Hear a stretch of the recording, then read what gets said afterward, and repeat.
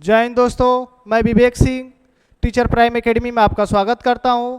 और इसी क्रम में लेकर आ गया हूं एक और PYQ जो यूपी टेट 2013 का है। और यह साइंस का PYQ है जो 30 क्वेश्चन इम्पोर्टेंट क्वेश्चन है। वह 30 क्वेश्चन PYQ जो आपको इस टीचर प्राइम एकेडमी में आपको कराया जाएगा। तो चलिए हम देखते हैं। जैसे आप थंबनेल से ही देख पा रहे होंगे कि यह जो है वो 2013 का है। ठीक, तो चलिए हम शुरू करते हैं।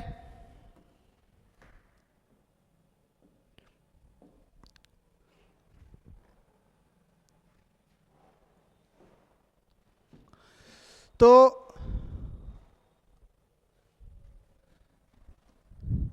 यह आपका teacher prime academy UP TET 2013 science PYQ यह क्लास 6 to 8 के लिए है। अगला हम देखेंगे, पहला क्वेश्चन यह है कि बांझपन रोधी विटामिन है। कौन सा विटामिन बांझपन रोधी है? तो वह है विटामिन ई, जिसका रासायनिक नाम होता है tocopherol. Vitamin B thymine berry होता है, बेरी।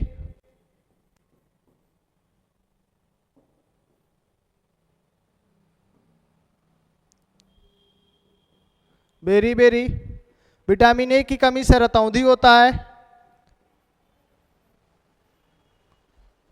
और विटामिन के कमी से रक्त का थक्का जमने में दिक्कत होता है।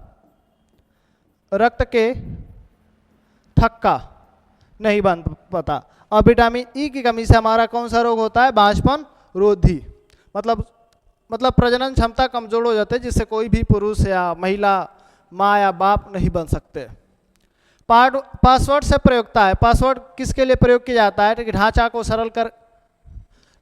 सरल कर सकते हैं, समय का दक्ष उपयोग कर सकते हैं, जल्दी से सिस्टम में जा सकते हैं, गोपनीयता बरकरार रखा जा सकता है। इसीलिए होता है कि गोपनीयता को क्या किया जाएगा? बरकरार रखा जाएगा। ठीक, अगला हम क्वेश्चन देखेंगे। जलीय तथा कीटभक्षी पौधे हैं। जलीय तथा कीटभक्षी पौधे हैं। तो यूट्रिकुलेरिया ये भी कीटभक्षी है, डायोनिया ये भी कीटभक्षी है, ड्रोसेरा ये भी कीटभक्षी है। इनमें से कोई नहीं। ये वाला तो ऑप्शन ऐसे है, लेकिन इसमें कह रहा है कि जलीय, ये नहीं पूछ रहा है कि केवल कीटभक्षी। इसमें पा रहा है जलीय कीटभक्षी कौन है? तो ये हमारा होता है यूट्रिकुलेरिया। यूट्रिकुलेरिया जो होते हैं ये जलीय कीटभक्षी, जल में रहते हैं और कीटों को पकड़कर खाते हैं। ठीक, ये जो भी पौधे होते हैं उसमें अपने अंदर जो नाइट्रोजन है, नाइट्रोजन गैस नहीं, केवल नाइट्रोजन की आवश्यकता को पूर्ति करने के लिए ये कीटों को क्या करते हैं? खाते हैं। कार्बन के बहुत अधिक यौगिक हैं, क्योंकि यह एक अधातु और इसकी सहसंयोजकता 4 होती है। नहीं, जैसे सिलिकॉन के भी हो सकता है, तो इसके भी संयोजकता 4 होती है। जैसे सल्फर का क्या होता है, कभी कभी 6 भी हो जाता है सल्फर का संयोजकता। तो ये तो वो भी अधातु है, लेकिन ऐसा नहीं, तो इसलिए गलत हो जाएगा। कह रहा है कि इसकी सहसंयोजी आबंध बनाता है। सहसंयोजी आबंध तो बहुत बनाते हैं, जैसे हाइड्रोजन, नाइट्रोजन। ठीक, ये भी आबंध बनाते हैं, ऑक्सीजन भी आबंध बनाता है, सिलिकॉन भी बनाता है सहसंयोजी आबंध। ठीक, लेकिन ये नहीं होगा, बाकी ऑप्शन ही नहीं दिया है। तो इसका सबसे, इसमें श्रृंखलन की प्रवृत्ति होती है। किसकी प्रवृत्ति होती है? लिख लो।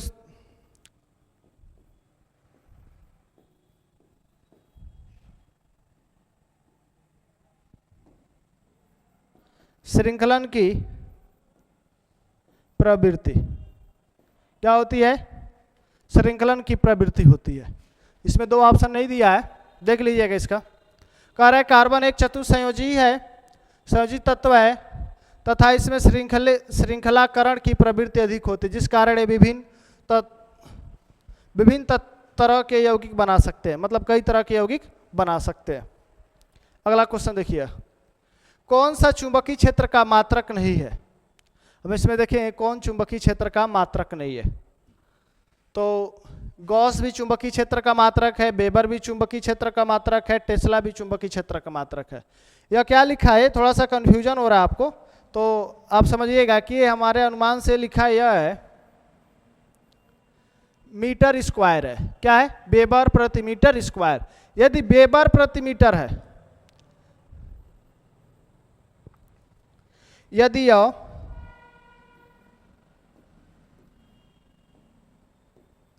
वेबर प्रति मीटर है, ठीक, तो यह क्या हो जाएगा? चुंबकीय क्षेत्र का मात्रक हो जाएगा। लेकिन वेबर प्रति मीटर स्क्वायर है तो यह चुंबकीय क्षेत्र का मात्रक नहीं होगा। अगर स्क्वायर नहीं है तो हो जाएगा, अगर स्क्वायर है तो नहीं होगा। ठीक, समझिएगा, ये वाला ऑप्शन नहीं होगा, तो यही वाला ऑप्शन क्या हो जाएगा? सही हो जाएगा। ये तीनों हमारे क्या है? चुंबकीय क्षेत्र के मात्रक है। समान ताप पर ध्वनि की चाल अधिकतम होगी, तो चलिए यहां पर हम लिख दे रहे हैं हाइड्रोजन गैस, उसके बाद नाइट्रोजन गैस, इसके बाद ऑक्सीजन गैस, और उपरोक्त में से सभी गैसों बराबर। आपको पता होगा कि ठोस में तो होता है, लेकिन ये गैसों के लिए क्या होगा? इसमें कौन सा सही होगा गैस के लिए? तो आप बताएं। तो समान ताप पर ध्वनि की चाल अधिकतम होगी, हाइड्रोजन में होगी। किस में होगा? हाइड्रोजन में होगा। क्यों? क्योंकि इसका घनत्व तो सबसे कम होगा। जो हाइड्रोजन गैस है इसका घनत्व तो क्या होगा? सबसे कम होगा। घनत्व तो कम होने पर गैस में ध्वनि की चाल क्या होती है? बढ़ती है। क्योंकि अगर घनत्व तो कम रहेगा तो जो आपको पता है कि ध्वनि जो होती है वो पार्टिकल्स को ऐसे समझिए, यहाँ पे पार्टिकल है, यहाँ पे पार्टिकल है, यहाँ पे पार्टिकल है, यहाँ पे, तो ये ध्वनि ऐसे थोड़ी होती है कि ये पार्टिकल को सबको ऐसे धक्का दे देती। नहीं, ऐसा नहीं होता ना कि ये पार्टिकल यहाँ से वहाँ तक जाएगा भी नहीं। यह होता क्या है इसमें कि यह जो पार्टिकल है ऐसे इधर मूव करेगा और इधर भी मूव कर रहा है। तो ये पार्टिकल इधर मूव करेगा तो जो यहाँ पर है इसको क्या कर देगा? आगे तक जाएगा। तो अगला वाला पार्टिकल इसको क्या कर देंगे? मूव करा देंगे। तो ये थोड़ा सा सबको क्या करता है? हिला देते हैं।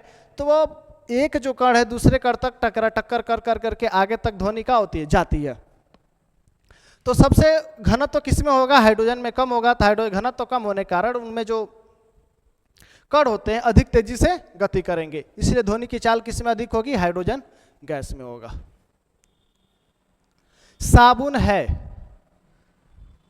डोडोडेसिसल बेंजीन सल्फोनेट, ये तो नहीं है, कतई नहीं होगा। ये निम्न श्रेणी वसा अम्लों के एल्केली धातुओं के लवण। निम्न श्रेणी नहीं होता है, उच्च श्रेणी।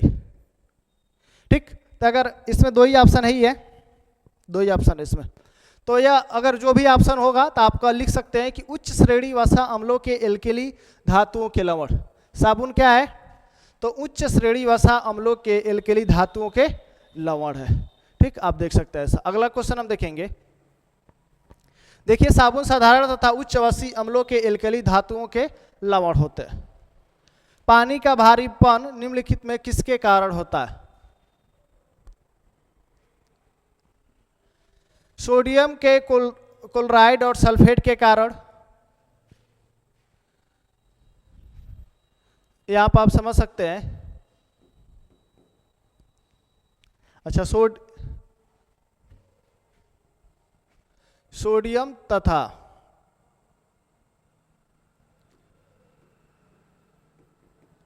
पोटेशियम के क्लोराइड्स और सल्फेट के कारण नहीं, इसके कारण नहीं होगा। क्लोराइड्स और सल्फेट के कारण किसके? कैल्शियम एवं मैग्नीशियम के। यह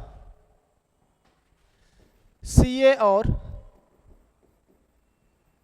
Mg, कैल्शियम और मैग्नीशियम, क्लोराइड और सल्फेट के कारण हमारे क्या होते हैं? पानी का भारी मतलब भारी जल होता है, हैवी वाटर। ठीक, हार्डनेस या हैवीनेस वाटर। जिससे भारी जल में क्या होता है कि झाग नहीं बनता। भारी जल में क्या होता है? झाग नहीं बनता, और मतलब उसे अस्थायी कठोरता कहते हैं। ठीक, तो किसके कारण होता है? क्लोराइड और सल्फेट के, किसके? कैल्शियम और मैग्नीशियम के कारण होता है। देखिएगा इसे, जल की कठोरता कैल्शियम, मैग्नीशियम, सल्फेट व क्लोराइड के यौगिकों कारण। एक और क्वेश्चन आप समझिएगा, जो मैग्नीशियम MgCl2 है, MgCl2, तो ये मैग्नीशियम क्लोराइड भारी मतलब जल की मतलब क्या होती है? कठोरता होती है इसके कारण। तो यह जो जल होता है आपका, नमक जब भी बनता है उस समुद्र के जल से तो इसमें MgCl2 होगा। तो जो नमक होता है वो पसीजता है। नमक क्या होता है? पसीजता है। तो नमक क्यों पसीजता है? तो MgCl2 के कारण ही नमक क्या करता है? वायु में नमी को ऑब्जर्व करता है। तो ये भी हम चेक कर सकते हैं कि आप देखेंगे बरसात के मौसम में जब भी नमकदानी होती है या जिसमें नमक रखा जाता है उसका होता है उस पानी को ऑब्जर्व कर लेता है, मतलब सोख लेता है। तो क्या होता है? नमक गीला हो जाता है, मतलब खुला कर छोड़ देता है। ऐसा क्यों होता है? क्योंकि MgCl2 अशुद्धि के कारण होता है। नमक में जितना अशुद्धियाँ होंगी, नमक में जितना MgCl2 होगा ना, मैग्नीशियम क्लोराइड, नमक उतना ही क्या होगा? पसीजेगा। अगर जितना शुद्ध नमक होगा मतलब उसमें MgCl2 नहीं है तो नमक क्या होगा? नहीं पसीजेगा। ठीक, तो किसके कारण नमक पसीजता है? तो MgCl2 के कारण पसीजता है। चलिए आगे देखिएगा। अणुओं तथा परमाणुओं में इलेक्ट्रॉनों के द्वारा उत्पन्न चुंबकीय क्षेत्र का कारण है। मतलब किसके कारण अणु या परमाणु में चुंबकीय क्षेत्र होते हैं? तो चक्रण गति, स्पिन मोशन या कक्षीय गति के कारण। तो मतलब चक्रण गति और कक्षीय गति दोनों गति के कारण क्या होता है? चुंबकीय क्षेत्र उत्पन्न होता है। तो क्या हो जाएगा दोनों में? ये हमारा ऑप्शन हो जाएगा सी। ऑप्शन क्या हो जाएगा? सी हो जाएगा। ठीक, अगला क्वेश्चन देखेंगे। एक व्यक्ति के लाल रुधिर अणुओं में ए और बी एंटीजन है, तो इनके सीरम में कौन सी एंटीबॉडी होगी? अच्छा, आप समझ सकते हैं कि एंटीजन ए भी है और एंटीजन बी भी है, तो उसमें कोई भी एंटीबॉडी नहीं होगी। अगर दोनों है तो कोई भी एंटीबॉडी नहीं होगा। तो इस तरह से ऑप्शन सी या सही हो जाएगा। चलिए अगला देखेंगे।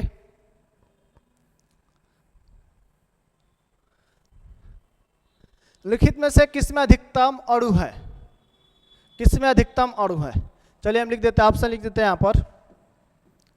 1 ग्राम H2, 1 ग्राम N2, 1 ग्राम CH4, उसके बाद 1 ग्राम CO2। ठीक, तो इसमें हम देखेंगे कि किसमें होगा अधिकतम अणु होंगे। तो मोल की संख्या निकाल लीजिए। क्या निकालेंगे? मोल। अगर मोल निकाल लेंगे तो बता देंगे आपको। अवगाद्रो, एक अमादियन अवगाद्रो, एक साइंटिस्ट, उन्होंने बताया कि एक मोल में, किसमें? एक मोल में 6.022 × 10⁻23 होता है। तो एक मोल किसका हो रहा है? तो किसी का, आपको देख पा रहे हैं कि मोल इक्वल टू का होता है, मोल इक्वल टू होता है भार बट्टा अणुभार, भार बट्टा अणुभार। ठीक, तो भार कितना होगा? 1 ग्राम, सबका 1 ही ग्राम है। और इसका अणुभार कितना होगा? 2 हो जाएगा। इसका होगा 1 बट्टा अणुभार, 14 दूना 28, 28 हो जा रहा है। इसका 1 बट्टा 16, CH4 का 16 हो जाएगा। इसका हो जाएगा 1 बट्टा कार्बन का 12 और 16 दूना 32, 32 12 44 हो जाएगा। तो इसका हो जाएगा 44। तो आप देख पा रहे होंगे कि सबसे कम वैल्यू हमारी इसी का आएगा 0.5। तो सबसे अधिक किस में होगा? ए वाले। ये हमारा ऑप्शन सही होगा।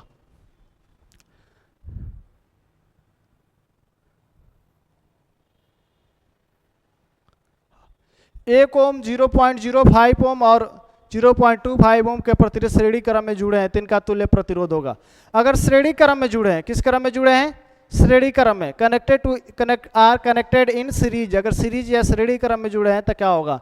तो आप देख लीजिए फार्मूला। आर श्रेणी क्रम में जुड़ा है तो R = R1 + R2 + R3 plus मतलब और भी जो भी होगा वो हो जाएगा। तो देखिए कितना हो जाएगा, तीनों को सबको जोड़ लीजिए। 1.5 + 0.05 + 0.25, तो जोड़ेंगे तो 5 वो हो जाएगा 10 तो हो जाएगा 0, हाँ सिलिक हो जाएगा तो 2 और 0 5, 5 2 7 1 8 और 1 1.80 होगा, ओम होगा। तो ये ऑप्शन अब देख पा रहे हैं 1.80 क्या होगा, यही होगा, मतलब ये वाला नहीं होगा। अब जल्दी जल्दी में इसको लगा लेते हैं, गलत हो जाएगा। ठीक, तो चलिए अगला क्वेश्चन देखते हैं।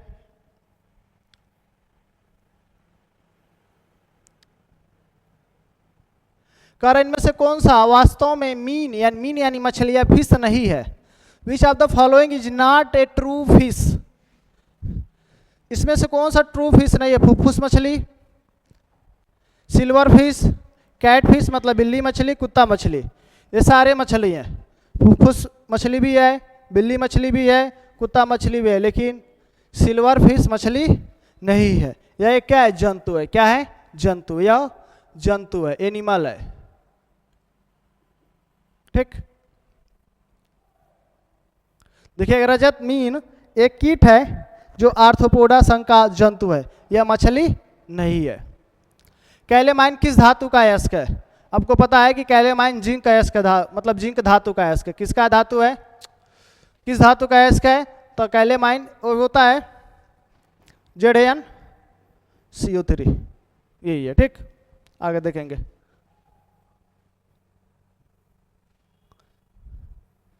किसमें परिणाम पर्व होता है? परिणाम पर्व किसमें होता है? तो यह पार्कोसोनिया में नहीं हो, पार्कोसोनिया, अकेसिया, इसमें तो नहीं होगा। अकेसिया, अपोसेंसिया, नहीं। और यह एस्पेरेगस में होता है। ठीक, किसमें होता है? एस्पेरेगस में होता है। परिणाम पर्व किसमें होता है? तो एस्पेरेगस में होता है। देखिएगा, परिणाम पर्व तने का एक रूपांतर है जो एस्पेरेगस यानी सतावर में पाया जाता है, जो वाष्पोसर्जन को क्या करता है? कम कर देता है। मतलब वाष्पोसर्जन को कम कर देता है, पानी कम उड़ेगा। कौन सा ऊतक शरीर के विभिन्न भागों में फैला होता है तथा शरीर के विभिन्न भागों में बनता है? तो ये सीधा सीधा आंसर हो जाएगा आपका, ये संयोजी ऊतक। क्या हो जाएगा? संयोजी। शरीर के विभिन्न भागों में होता है। कनेक्टिव टिश्यू मतलब सभी को क्या करता है? जोड़ता है। और शरीर के विभिन्न भागों में क्या करता है? हर जगह बनता भी है और रहता भी है। कौन सा यौगिक है? पेट्रोलियम या मिक्सर है। इसमें बहुत सारा चीज होता है, जैसे डीजल होगा, पेट्रोल हो गया, समझ रहे हो, और मोम होगा, ये सारे क्या होंगे? पेट्रोलियम। मिट्टी का तेल, ये भी मतलब कंपाउंड नहीं है। दूध भी मिश्रण है, तो ग्लूकोज मिश्रण है।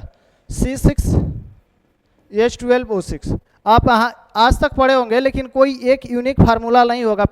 पेट्रोलियम का तो होगा ही नहीं। मिट्टी का तेल का भी आप सुने होंगे, C75 C60 तक होता है कार्बन की संख्या, लेकिन एक ओरिजिनल मतलब इसका कोई फार्मूला है नहीं। दूध, ठीक, तो आप देखेंगे ग्लूकोज क्या यौगिक है, बाकी कोई यौगिक नहीं है। तो ऑप्शन डी सही हो जाएगा। न्यूनतम संभव ताप है, इससे तो चलो हम लिख दे रहे हैं 0 डिग्री सेल्सियस। यह क्या लिखा है? 0 डिग्री फ़ारेनहाइट,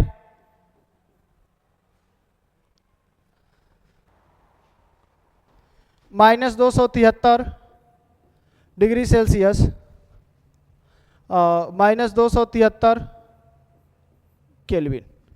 तो कौन सा संभव नहीं है? तो मतलब हम कहें कि परम शून्य ताप जो होता है वो -273 डिग्री सेल्सियस होता है। यहाँ पर चल के सारे मतलब जो भी गैस है सबके पार्टिकल्स क्या होंगे? उनकी अणुओं की गतिज ऊर्जा क्या हो जाएगी? शून्य हो जाएगी। जो काइनेटिक एनर्जी है वो 0 हो जाएगा। मतलब कोई भी कण मूव नहीं कर पाएगा, मतलब थोड़ा भी हिल उल नहीं पाएगा, तो संभव नहीं है। तो हमारा ऑप्शन सी हो जाएगा, -273 डिग्री सेल्सियस, न कि केल्विन। ठीक, चलिए आगे देखते हैं। एक एपिथेलियम ऊतक जिसकी पतली चपटी कोशिकाएं एक दूसरे किनारे से जुड़ी होती है, मानो पास पास सटे हुए टाइल्स लगे हों, पाया जाता। अमाशय के भीतरी स्तर पर, अंडाशय की बाहरी स्तर पर? नहीं, अब कोई ऑप्शन नहीं है, तो हो जाएगा अमाशय के भीतरी स्तर पे। अमाशय के भीतरी स्तर पे। इनमें से कौन सा सांद्रण एक विधि नहीं है? सांद्रण की एक विधि नहीं है। फेन प्लान सांद्रण की विधि है, चुंबकीय है, गुरुत्वीय भी है, निस्तापन सांद्रण की विधि नहीं होगी, मतलब प्रारंभिक सांद्रण की विधि नहीं होगी। साफ सफाई वाली विधि नहीं है यह ऑक्साइड में बदलता है। किसमें बदलता है? ऑक्साइड में बदला जाता है। निस्तापन, भर्जन। पृथ्वी के केंद्र पर पिंड का भार क्या होगा? पृथ्वी के केंद्र पर पिंड का भार क्या होगा? 0 होगा। क्या होगा? 0 होगा, क्योंकि त्वरण वहाँ पे g का मान क्या हो जाएगा? g की जो वैल्यू होगी वो क्या हो जाएगी? 0 हो जाएगी। इसलिए कहा जाता है कि पृथ्वी के केंद्र पर किसी पिंड का भार क्या हो जाएगा? 0 हो जाएगा।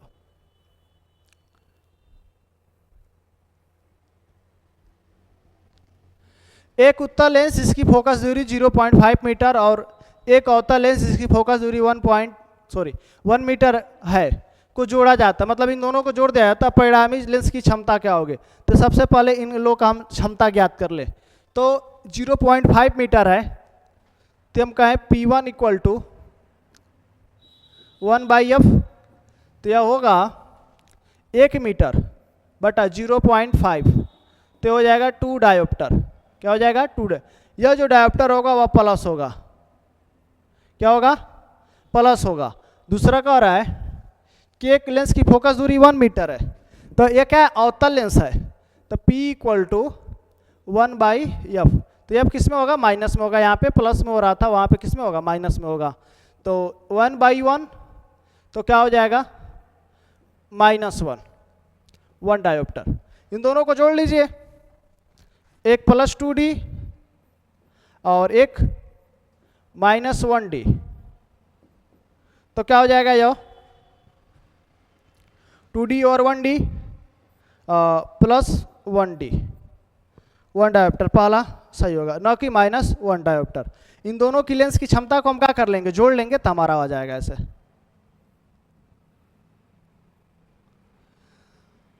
रुधिर संवहन जो कोशिकाओं से आरंभ होकर कोशिकाओं में ही समाप्त हो जाती है उसे क्या कहते हैं? तो यह हमारा होता है वृक्की संवहन, यकृति पोर्टल संवहन और लसिका संवहन, यकृति पोर्टल संवहन और निवाहिका संवहन। तो यह हो जाएगा आपका लसिका संवहन। क्या होगा? लसिका संवहन होगा। क्वेश्चन नंबर 143 का ऑप्शन बी,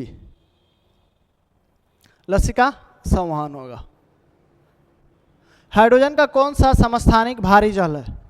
तो आपको चलो यहाँ पर बताया जाता है हाइड्रोजन के 3 समस्थानिक होते हैं। हाइड्रोजन के कितने समस्थानिक होते हैं? तो हाइड्रोजन के 3 समस्थानिक होते हैं, 1h1, 1h2, 1h3। इसे पोर्टियम, इसे ड्यूट्रियम और इसे ट्राइट्रियम। इन मतलब तत्वों के बहुत सारे समस्थानिक है, जितने भी तत्व हैं उनके बहुत सारे समस्थानिक है, लेकिन सभी समस्थानिकों का नाम नहीं है।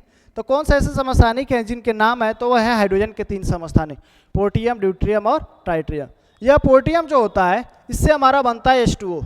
का बनता है? H2O। और इससे हमारा बनता है D2O। का बनता है? D2O। तो हमारा होता है भारी जल। तो इसमें यहाँ पे लिखा है 1H1, यह है 1H2,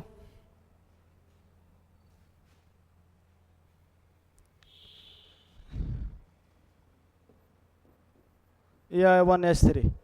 अब ये क्या लिखा है? 1 एवं हाँ यह लिखा है 1H1 एवं 1H2। तो इससे नहीं बनता है, हमारा बनता है इसी से 1H2 ड्यूटेरियम से। ठीक, चलिए अगला हम देखेंगे।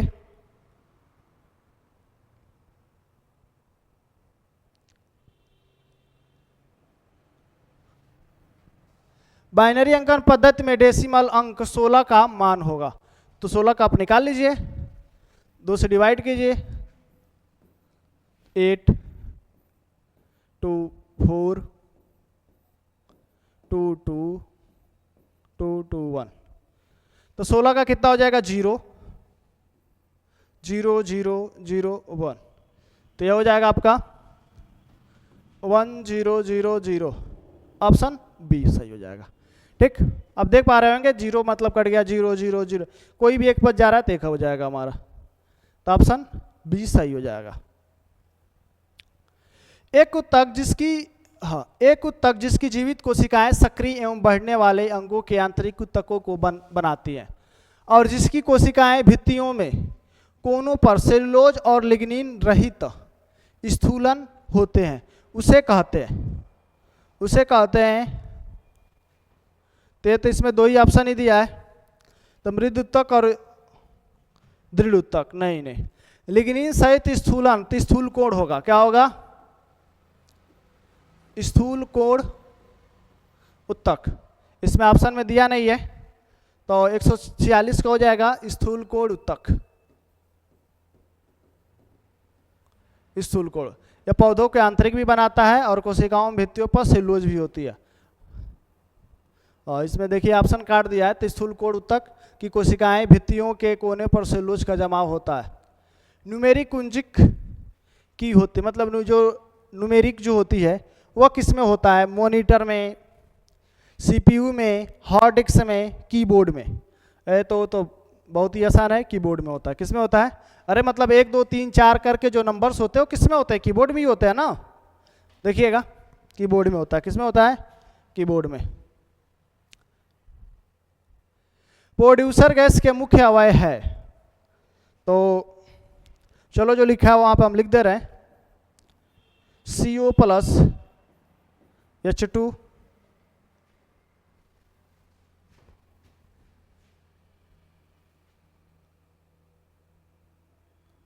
दोनों एक ही लिखा है, CO ए भी लिखा है, H2 ए भी लिखा है। अच्छा सॉरी, CO2 प्लस H2 लिखा है, और ये लिखा है CO प्लस N2,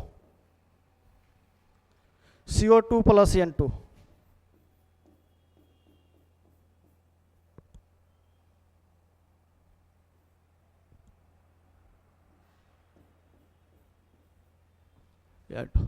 तो इसमें कौन होगा?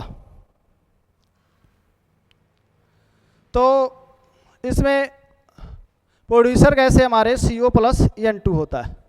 क्या होता है? प्रोड्यूसर, जो प्रोड्यूसर गैस होता है वो क्या होता है? CO plus.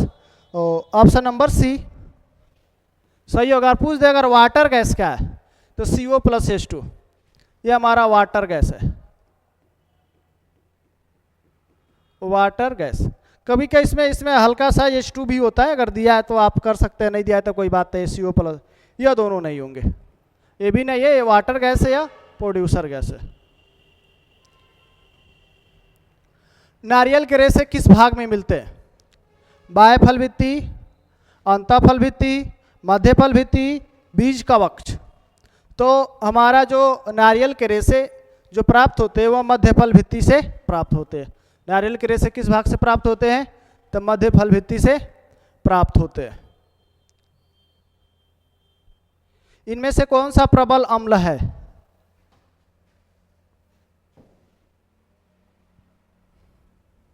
यह है आपका H2CO3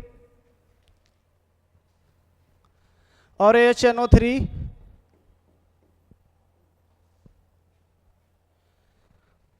यह CS3COOH और HCN। ये आपका कार्बोनिक अम्ल है। जो कोल्ड ड्रिंक आप पीते हैं तो उसमें कौन सा नहीं रहता है कि कार्बोनेटेड वाटर, यही है कार्बोनेटेड वाटर। या H2CO3 प्रबल अम्ल है, सॉरी दुर्बल अम्ल है। ये HNO3 प्रबल अम्ल है, मतलब यही सही हो जाएगा। यह एसिटिक एसिड भी दुर्बल अम्ल है और ये भी हमारा दुर्बल अम्ल है। तो HNO3 प्रबल अम्ल है। तो इस तरह से आपके 30 क्वेश्चन जो 2013 के PYQ से लिए गए थे यह कंप्लीट हो गए। और आप सभी को बहुत बहुत धन्यवाद। और एक बार फिर से आपसे रिक्वेस्ट है कि आप इस चैनल को सब्सक्राइब करें, शेयर करें, अपने दोस्तों के पास भेजें वीडियो। यह बहुत ही इंपॉर्टेंट है, मतलब कि जो क्वेश्चन आने वाला है ना आगे वाले एग्जाम में, इसी से पूछे जाएंगे। 2017 का मॉडल पेपर नहीं गए, बल्कि जो 17 का क्वेश्चन पेपर था यूपी टेट 2017 का, वह सेम क्वेश्चन 2021 में पूछ दिया। अब आप सोचिए कि अगर हम जो भी बच्चे अगर तैयारी किए रहते PY की, उनका हो जाता, नहीं जो तैयारी किया नहीं हुआ तो अच्छा, मतलब ऐसा नहीं कि होगा, नहीं होने के लिए तो हो ही जाएगा, लेकिन बहुत अच्छा नंबर नहीं आएगा। ठीक, चलिए फिर अगले हम PYQ के साथ मिलते हैं। ठीक, जय हिंद।